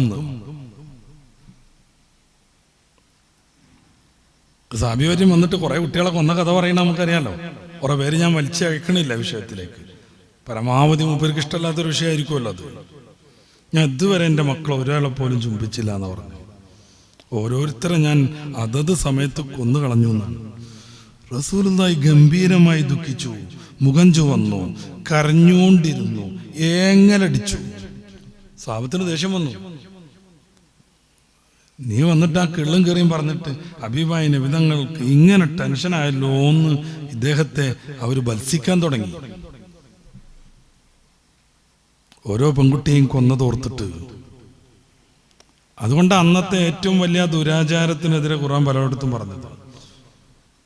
ഖിയാമത്ത് നോക്കിക്കാണണം. നിങ്ങൾ നോക്കിക്കാണാൻ ആഗ്രഹിക്കുന്നുവെങ്കിൽ നിങ്ങൾ സൂറത്തു തക്വീർ പാരായണം ചെയ്യണമെന്ന് പറയുന്ന, ഖിയാമത്ത് ഇങ്ങനെ വരച്ച് ചിത്രീകരിച്ച് കാണിച്ചു തരുന്ന, ആകാശം പൊളിയുന്നത്, സൂര്യൻ അടർന്നു വീഴുന്നത് ഒക്കെ പറയണ സൂറത്തു തക്വീറിൽ ഖിയാമത്ത് ലക്ഷണം പറയുന്നിടത്ത് വൈദൽ മൗഊദത്തു സുഇലത് ബിഅയ്യി ദംബിൻ ഖുതിലത്, കൊല ചെയ്യപ്പെട്ട പെൺകുട്ടികൾ ചോദിക്കപ്പെടും, മോളെ എന്തൊരു കാര്യത്തിനായിരുന്നു നിന്നെ മാതാപിതാക്കൾ കൊന്നുകളഞ്ഞത് എന്ന്. അവിടെയും അത് പറയുന്നുണ്ട്.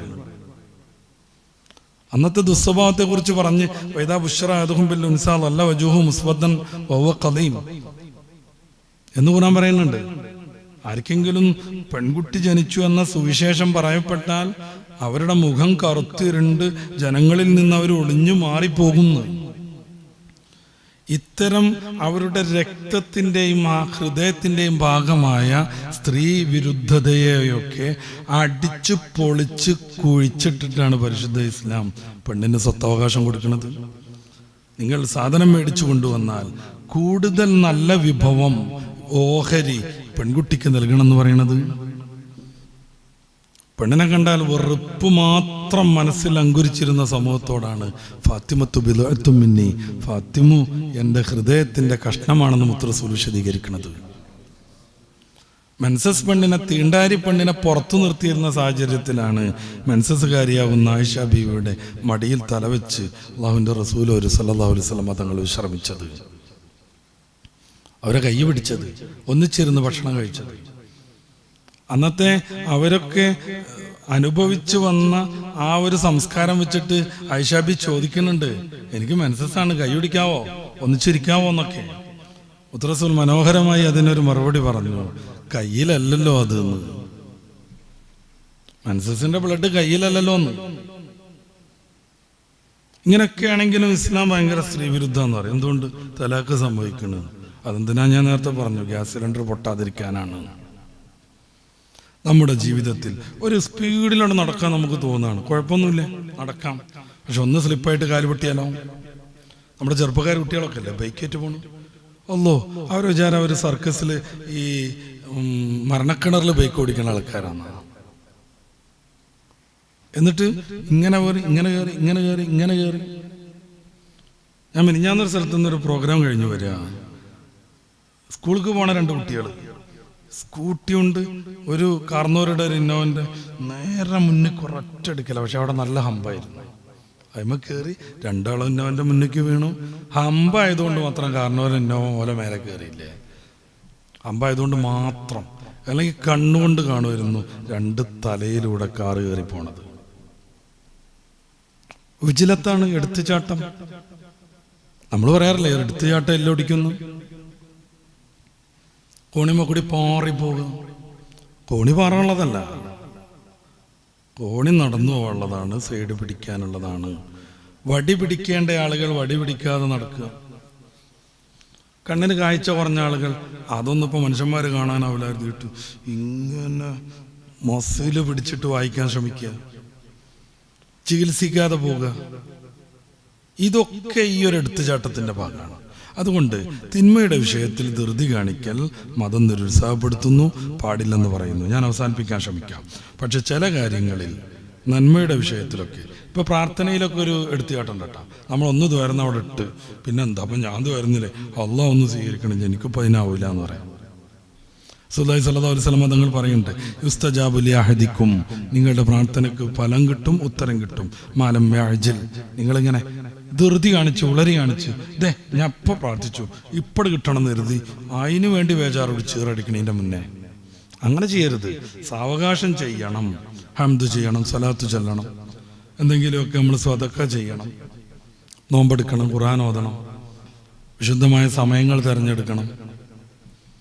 അങ്ങനെ സാവകാശം നമ്മൾ പ്രാർത്ഥന നടത്തുന്നു, അത് ആവർത്തിച്ചു കൊണ്ടേയിരിക്കുന്നു.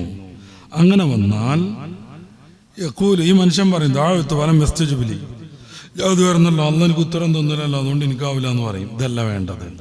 അള്ളാഹിൻ്റെ ഉത്തരം എന്ന് പറഞ്ഞാൽ 3 മോഡൽ ഉണ്ടാവുന്നതാണ് നമ്മൾ പഠിച്ചിട്ടുണ്ടത്.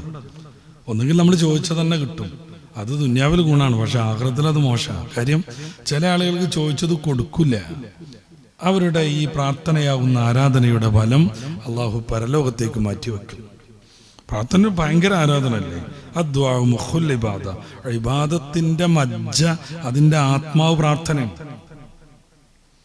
അപ്പൊ നമ്മൾ കുറേ പ്രാർത്ഥന നടത്തി പല കാര്യങ്ങൾക്കും, ഒന്നിനും ഉത്തരം കിട്ടിയില്ല എന്ന് സങ്കല്പിക്കൂ. ആഖിറത്തിൽ ഇങ്ങനെ വരും. അന്നൊക്കെ പുൽക്കൊടിക്ക് മൂല്യം ഉണ്ടാവേ. ഈസി ആയിട്ടാണ് സ്വർഗത്ത് പോകണേ കുഴപ്പമില്ലേ? അല്ല, അവിടെ അങ്ങനെ ബ്ലോക്കായി നിൽക്കുകയാണെന്നുണ്ടെങ്കിൽ പറയും, പിന്നെ ഇന്ന ആളെ കല്യാണം കഴിഞ്ഞ് പോയപ്പോഴേ എൻ്റെ പറമ്പെന്നേ മതിലും വന്നേ ഒരു പുല്ലിൻ്റെ കൂടെ പല്ല് കുത്തിയിരുന്നു, അതിനുള്ളത് കിട്ടണം എന്നറിയും. അസമയത്ത് നമ്മുടെ പ്രാർത്ഥനകൾ ഒന്നൊച്ചു വരും, ഇതിനൊക്കെയുള്ള പ്രതിഫലം തരും. അപ്പം മനുഷ്യൻ പറയത്ര, പടച്ചോനെ എൻ്റെ ഒരൊറ്റ പ്രാർത്ഥന പോലും ദുന്യാവിൽ നിന്ന് സ്വീകരിക്കാതിരുന്നാൽ എത്ര നന്നായിരുന്നു. കാരണം ദുന്യാവിൽ തട്ടിമുട്ടി അങ്ങോട്ട് പോകലാണ്. ഷാഹത്തിന്റെ കാര്യം അങ്ങനെയല്ല, തട്ടിമുട്ടി പോകില്ല, കാലടറി വീഴും, ഒരു ചാണട് മുന്നോട്ട് വെക്കാൻ പറ്റൂല പരിപാടി തീരാതെ. അപ്പൊ പ്രാർത്ഥന സ്വീകരിക്കപ്പെടാത്തതിന് ഫലം ഇങ്ങനെ വരുമ്പോൾ എൻ്റെ ഒറ്റ പ്രാർത്ഥന പോലും സ്വീകരിക്കാതിരുന്നാൽ എത്ര നന്നായിരുന്നു എന്ന് പറയോത്രേ. ചിലത് നമ്മൾ ചോദിച്ചത് തന്നെ റബ്ബ് തരും. അനുഭവം ഉണ്ട് നമുക്കൊക്കെ. ചിലപ്പോൾ നമ്മൾ ചോദിച്ചതല്ല, വേറൊന്നാണ്, റബ്ബിന് ബോധിച്ചതാണ് തരിക. അതായിരിക്കും നമ്മളെ സംബന്ധിച്ച് ഖൈർ. നമ്മൾ എത്രയോ ശ്രമിച്ചു, എംപിനൊക്കെ ബന്ധപ്പെടുത്തി, പക്ഷേ ട്രെയിനിലെ ടിക്കറ്റ് കിട്ടിയില്ല. എന്താ കാര്യം? നമ്മൾ കുറേ ദൂരന്ന് നേർച്ചയാക്കി, എന്നിട്ടൊന്നും റെഡിയായില്ല. പക്ഷെ ആ ട്രെയിനായിരിക്കും ചിലപ്പോൾ കടലുണ്ടിയിൽ വീഴുക, നമ്മളിരുന്ന ബോഗിയായിരിക്കും ചിലപ്പോൾ പോവുക. അപ്പം നമ്മളെ സംബന്ധിച്ചിടത്തോളം ഖൈർ അള്ളാഹു തആല ചിലപ്പോൾ തിരഞ്ഞെടുക്കും. മുഅ്തസില ആൾക്കൊക്കെ ഒരു വാദമുണ്ട്, അള്ളാഹുവിന് ഖൈർ ചെയ്യാനേ പറ്റുള്ളൂ. അതില്ലേ ഇല്ല. അപ്പോൾ പ്രാർത്ഥന ആവർത്തിച്ചു കൊണ്ടേയിരിക്കണം. നമുക്കൊരു ഉത്തരവും കിട്ടിയില്ലെങ്കിലും അതൊരു വലിയ ഇബാദത്താണെന്ന് നമ്മൾ മനസ്സിലാക്കണം. നന്മയുടെ കാര്യത്തിൽ അപ്പം നമ്മൾ എന്താ ചെയ്യേണ്ടത്? വസ്തബിഖുൽ ഖൈറാത്ത്, അവിടെ നമ്മൾ മുന്നേറുകയും വേണം, സ്പീഡ് കാട്ടുകയും വേണം. ഒരു സാധു മനുഷ്യൻ നമ്മളോടൊരു പൈസ ആവശ്യപ്പെടുന്നു, നമ്മൾ കൊടുക്കണില്ല, 100,000 കാര്യങ്ങൾ പറയണം. നമ്മളിപ്പോൾ കോഴിക്കോട് ടൗണിൽ 7 നിലയുള്ള ഒരു ഫ്ലാറ്റ് എടുത്തതിൻ്റെ കടം വീടിട്ടില്ല എന്നറിയണം. ഇതൊന്നും ആൾക്കൊരു 1000 ഉറുപ്പിക എടുക്കണതിന് തടസ്സാൻ പാടില്ല. നന്മയുടെ വിഷയത്തിൽ മുന്നേറുകയും വേണം. റസൂലുള്ളാഹി സ്വല്ലല്ലാഹു അലൈഹി വസല്ലം തങ്ങൾ തന്നെ ഞാൻ 2-3 പ്രാവശ്യം ഉദ്ധരിച്ചാൽ ഉജ്ലത്തു മിന ശൈത്വാൻ എന്ന ഹദീസിന്റെ അവസാനം ഇല്ലാ ഫീ ഖംസ, 5 കാര്യത്തിൽ ഒഴികെ എന്ന് പറയുന്നുണ്ട്. 1 ഫഇന്നഹ സുന്നത്തു റസൂലുള്ളാഹി സ്വല്ലല്ലാഹു അലൈഹി വസല്ലം. ഈ 5 കാര്യങ്ങളിൽ ധൃതി കാണിക്കുക, പെട്ടെന്ന് ചെയ്യുക എന്നത് അതിൽ ചിന്തല്ലാതെ ചെയ്യാനൊന്നുമല്ല കേട്ടോ. എടുത്തുചാട്ടം എന്ന് പറഞ്ഞാൽ അതൊരു മോശം പ്രയോഗമാണ്. കാര്യം അത് ചിന്തിക്കാതെ ചെയ്യണത്, സ്പീഡ് കാട്ടണീനല്ല. സ്പീഡ് കാട്ടുകയാണെങ്കിലും ചിന്താപൂർവം നന്മയിൽ നല്ല ശ്രദ്ധിച്ച് ഈ 5 കാര്യങ്ങളിൽ ഇടപെടൽ റസൂലുള്ളാഹി സ്വല്ലല്ലാഹു അലൈഹി വസല്ലം തങ്ങളുടെ സുന്നത്താണ്. 1 ഇത്ആമുൽ ലൈഫ്, അതിഥി വന്നാൽ സൽക്കാരം നടത്തുക. അതിഥി വന്ന് കുറേയൊക്കെ ഇങ്ങനെ ഇരുന്ന് ഒരു വെൽക്കം ഡ്രിങ്ക് ഒന്നും കൊടുക്കണില്ലേ, മൂപ്പർക്ക് ഇങ്ങനെ അടുത്ത വസ്സപ്പളാന്ന് ഇങ്ങനെ നോക്കാൻ തുടങ്ങി. കാരണം സാവകാശം ചെയ്യണമല്ലോ എഴുതിയിട്ട്, അത് പറ്റൂല. അതിഥി വന്നാൽ സാധാരണഗതിയിൽ നമ്മുടെ നാട്ടിലൊക്കെ എന്താ ഉണ്ടാവല്, ഇരിക്കട്ടോ എന്നൊക്കെ പോയിട്ട് ഒരു ജ്യൂസ് അടിച്ചു കൊണ്ടുവരാനുള്ള ആ ടൈം, അതിൻ്റെ ഇടയ്ക്ക് സാധനം കൊടുക്കണം. അല്ല, മൂപ്പരാളങ്ങനെ ഇരുത്തന്നെ ഓരോ കഥയും പറഞ്ഞിട്ടൊന്നും കൊടുക്കണമൊന്നുമില്ല. അങ്ങനെ ആകുമ്പോൾ ബുദ്ധിമുട്ടാവില്ലേ? അങ്ങനെ ആകുമ്പോൾ ബുദ്ധിമുട്ടാവും. അതിഥി വന്നാൽ അവർക്ക് ഇത്ആമ് നടത്തുന്നിടത്ത് നമ്മൾ പെട്ടെന്ന് ചെയ്യണം. അതേപ്രകാരം തജ്ഹീസുൽ മയ്യിത്തി, മയ്യത്തിനെ സംസ്കരിക്കുന്നിടത്ത് പെട്ടെന്ന് കാട്ടണം. ഏതോ ഒരു മോൻ അമേരിക്കയിലുണ്ട്, ആൾ വന്നിട്ടാണ് ഇനി മറയണത്. അതുവരെ എന്ത് ചെയ്യണം? അതുവരെ ഫ്രീസറിലിട്ട് വെക്കണം. പാലിയേറ്റീവിൽ ബന്ധപ്പെട്ടു, നമ്മൾ ഫ്രീസർ കൊണ്ടുവന്നു, അങ്ങനെ മത്തി ഫ്രിഡ്ജിൽ വെച്ച മാതിരി ഉപ്പാനങ്ങനെ വിറങ്ങലിച്ച് നിർത്തുക. ആയത്തുള്ള ഖുമൈനെ ഇതുവരെ മറയതിട്ടില്ല. ആലോചിച്ച് നോക്കി നിങ്ങൾ. ആയത്തുള്ള ഖുമൈനെ ഇതുവരെ മറയതിട്ടില്ല. ഇനി ആരൊക്കെ വന്നിട്ട് വേണം ഒരു വമ്പിച്ച ചടങ്ങായിട്ട് നടത്താൻ. ആയത്തുള്ള ഖുമൈൻ്റെ ഇത്രയും മാസം എന്നുള്ളത് അവിടെ നിൽക്കട്ടെ. നമ്മുടെയൊക്കെ കുടുംബ പശ്ചാത്തലങ്ങളിൽ ഗൾഫിലുള്ള മോൻ വരുന്നുണ്ട്, അതുവരെ വെക്കുകയാണെന്നൊരു തീരുമാനം എടുക്കുക. അപ്പോൾ ഇന്നിപ്പോൾ വ്യാഴാഴ്ച വൈകുന്നേരമായി, അതുകൊണ്ട് നാളെ ലീവാണ്, മറ്റന്നാളെ അവന് ടിക്കറ്റ് ഇട്ടുള്ളൂ, വിസ ഇട്ടുള്ളൂ, ഹുറൂജ് അടിക്കുള്ളൂ എന്നൊക്കെ പറഞ്ഞിട്ട് അതുവരെ എങ്ങനെ വെറുങ്ങലിച്ച് നിർത്തി. മക്കളും ബന്ധുക്കളും ഒക്കെ ബുദ്ധിമുട്ടി കാത്തിരിക്കണ്ടേ? ഒന്ന് ആലോചിച്ച് നോക്കുക. നല്ല മനുഷ്യനാണെങ്കിൽ മൂപ്പര് അതിന് വല്ലാതെ പ്രതിഷേധിക്കുന്നുണ്ടാവും.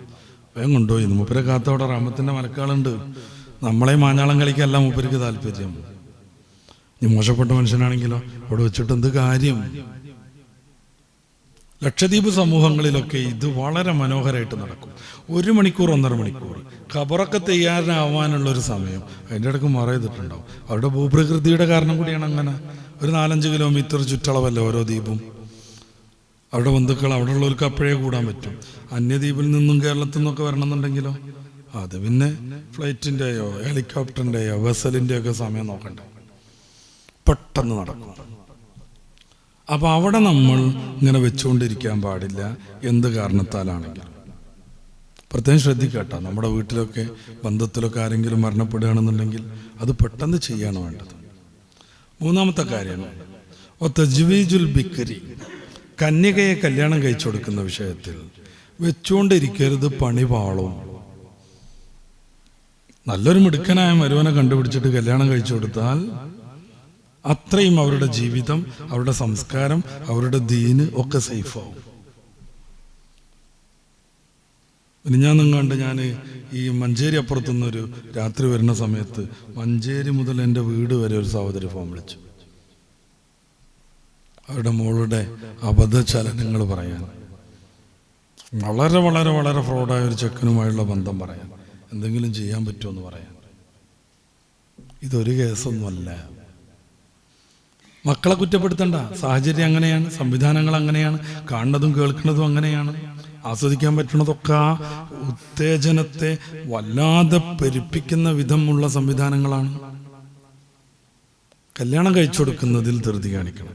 നമ്മൾ ജനാധിപത്യ രാജ്യത്താണ്, അതുകൊണ്ട് 18 വയസ്സ് പാകാവോളം നമ്മൾ കാത്തു വെക്കേണ്ടി വരും, നന്നായിട്ട് ശ്രദ്ധിക്കേണ്ടി വരും, ദീന് പഠിപ്പിക്കേണ്ടി വരും. 18ഒക്കെ ആയി, നിയമത്തിൻ്റെ ആ പ്രശ്നം തീർന്നതിൻ്റെ പിറ്റേ ദിവസം കല്യാണം കഴിച്ചു കൊടുക്കണം. ഇനിയും പഠിക്കണം എന്നാണോ? അതിന് ശേഷം വേണമെങ്കിൽ ആലോചിക്കാം. കോളേജിൽ പോയിട്ടായിരുന്നു കമലാ സുറയ്യ ഇംഗ്ലീഷിൽ എക്സ്പേർട്ടായത്. അവർ സ്കൂളിൽ പോയിട്ടില്ല, അന്തർജനല്ലേ. ഇംഗ്ലീഷിൽ ജനിച്ച് ഇംഗ്ലീഷിൽ വളർന്ന് ഇംഗ്ലീഷിൽ PG ചെയ്യുന്ന ലണ്ടനിലെ കുട്ടികൾക്ക് ക്ലാസ് എടുക്കാൻ അവർ മാസം പോയില്ലേ? ഇംഗ്ലീഷ് സാഹിത്യത്തിൽ ഇംഗ്ലണ്ടുകാർക്ക് ക്ലാസ് എടുക്കാൻ വേണ്ടി ഇവിടുന്ന് പോയില്ലേ?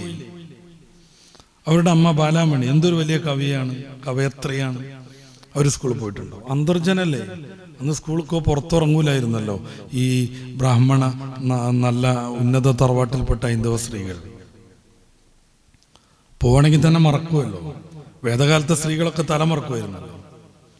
ഈ ബാലരമയിലൊക്കെ ചിത്രകഥ വായിക്കണില്ലേ നമ്മൾ? അതിലുണ്ടാവുമല്ലോ ഈ പുരാണ കഥകളിലൊക്കെ ഓരോ സ്ത്രീകൾ അവർ തലമറച്ചിട്ടായിരിക്കുമല്ലോ. അപ്പോൾ ഞാൻ പറഞ്ഞുകൊണ്ടിരിക്കുന്നത്, വിദ്യാഭ്യാസം ആവശ്യമുണ്ടെങ്കിൽ ചെയ്തോളൂ, പക്ഷേ കല്യാണം നേരത്തെ ആക്കണം. പിന്നെ 4-ാമത്തത് ഖലാഉദ്ദൈൻ, കടം വീട്ടൽ. അല്ലാഹ്, അതൊരു സ്പെഷ്യൽ ക്ലാസ് തന്നെ എടുക്കേണ്ടതാണ്. കടം വാങ്ങാനുള്ള ഉക്കോ വമ്പോ ആർദ്രതയോ ഈ പയ്യാരം പറച്ചിലോ ഒന്നും കടം വീട്ടിനടുത്തുണ്ടാവില്ല.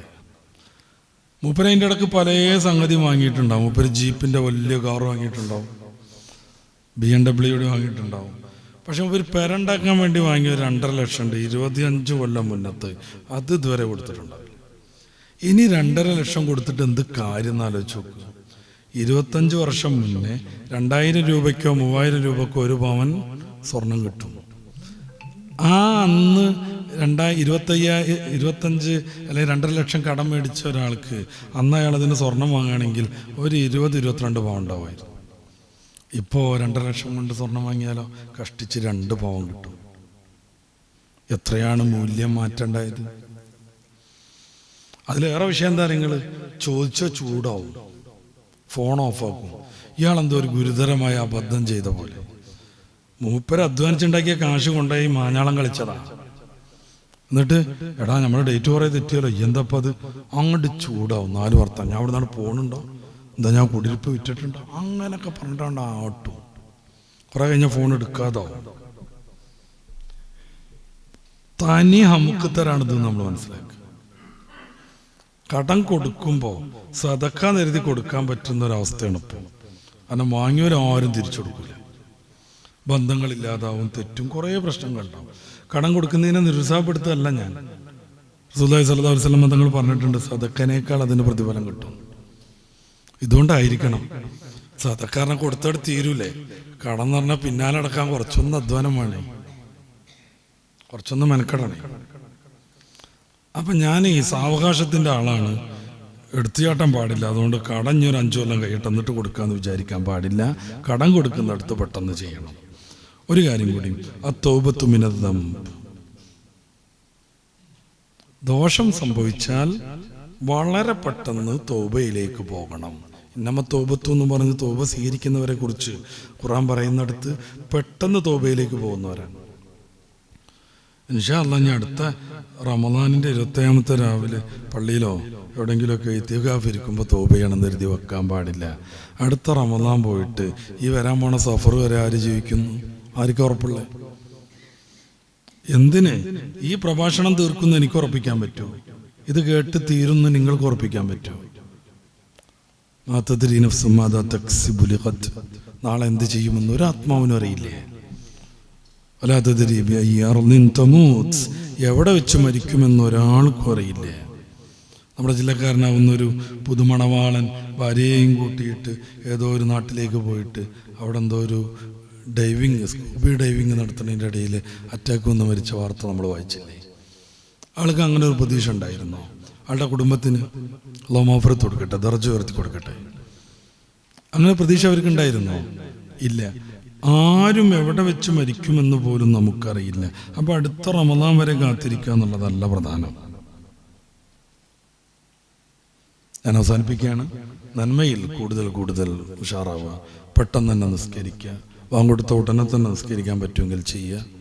നിർബന്ധമല്ല കേട്ടോ. ചില ആളുകളുണ്ട് അതിലൊക്കെ അതിസൂക്ഷ്മത, അതോടുകൂടി നമ്മളെ ബിസിനസ്സൊക്കെ അവസാനിപ്പിച്ച് മറ്റു ബാധ്യതകളൊക്കെ ഇട്ടെറിഞ്ഞ്. വേണ്ട, വക്തും മുവസ്സാണ് നിസ്കാരം. ഒരു വാങ്ക് മുതൽ അടുത്ത വാങ്ക് വരെ. അത് സാധാരണ നിലയ്ക്ക് ഞാൻ പറയാണ്, വാങ്ക് കൊടുക്കുമ്പോഴാണ് നമ്മൾ സമയം എന്നറിയാം. അപ്പോൾ 100 വാങ്ക് കൊടുത്താൽ അസർ വരെ നിസ്കരിക്കാൻ സമയമുണ്ട്. ഒരു റക്അത്ത് അതാ ആയി കിട്ടിയ ബാക്കിയുള്ളതൊക്കെ അതാ ആണെന്നുമാണ്. പക്ഷേ അവിടെ നമ്മൾ തഹജ്ജുദ് നടത്തണം. അവ്വൽ വഖത്തിൽ നിസ്കരിക്കാൻ പരമാവധിക്കപ്പുറം ശ്രമിക്കണം. ഉറക്കൊക്കെ വന്നിട്ട് തഹജ്ജുദ് നഷ്ടപ്പെടുന്നുള്ള ആളുകൾ തഹജ്ജുദ് നടത്തണം. അവരുറങ്ങണതിൻ്റെ മുമ്പ് തന്നെ എന്ത് ചെയ്യണം? വിത്ർ നിസ്കരിക്കണം, സുന്നത്ത് നിസ്കാരം നിർവഹിക്കണം. ഏറ്റവും പുണ്യം വിത്ർ അവസാനം നിസ്കരിക്കല, തഹജ്ജുദിൻ്റെ ശേഷം. പക്ഷെ ഉറങ്ങി എണീറ്റ് തഹജ്ജുദിനൊന്നും പറ്റൂല. ഉറങ്ങിപ്പോകുമെന്ന് വിചാരിക്കുന്ന ആൾ എന്ത് ചെയ്യണം? തഹജ്ജുദ് നടത്തണം. അവിടെ പിന്നെ സാവകാശമല്ല വേണ്ടത്. അതായത് നന്മയിലൊക്കെ നമ്മൾ പെട്ടെന്ന് ചെയ്യുക, നന്മയല്ലാത്ത കാര്യങ്ങളിലൊക്കെ നന്നായിട്ട് സാവകാശം ചെയ്യുക. സമചിത്തതയിലാണ് സൗന്ദര്യം, അതാണ് സന്തോഷം. കുടുംബത്തിനും മക്കൾക്കും നമ്മുടെ സഹോദരന്മാർക്കും നമ്മൾ ബന്ധപ്പെടുന്ന പൊതുസമൂഹത്തിനൊക്കെ ഏറ്റവും പ്രാപ്യമായതും നല്ലതും ഇഷ്ടപ്പെടുന്നതും ഗുണപ്രദവും സാവകാശം ചെയ്യലാണ്. ക്ഷമ, സഹനം പോലെയുള്ളത് മതം ധാരാളം പ്രോത്സാഹിപ്പിച്ച പുണ്യവൃത്തികളാണെന്ന് മനസ്സിലാക്കി ആ രീതിയിലേക്ക് കാര്യങ്ങൾ മുന്നോട്ട് കൊണ്ടുപോകാൻ നമ്മൾ അധ്വാനിക്കുക. പടച്ചറബ് തൗഫീഖ് നൽകുമാറാവട്ടെ. നമ്മളുമായി ബന്ധപ്പെട്ടവരെയും ഒക്കെ അവൻ്റെ സാലിഹ്യങ്ങളായ അടിയാറുകളിൽ ഉൾക്കൊള്ളിക്കുമാറാവട്ടെ. നമ്മൾ അനുഭവിക്കുന്ന എല്ലാ പ്രയാസങ്ങളും അത് ഏതർത്ഥത്തിലുള്ളതാണെങ്കിലും പടച്ചറബ് നമുക്ക് സലാമത്ത് നൽകുമാറാവട്ടെ. ربنا آتنا في الدنيا حسنة وفي الآخرة حسنة وقنا عذاب النار آمين برحمتك يا أرحم الراحمين.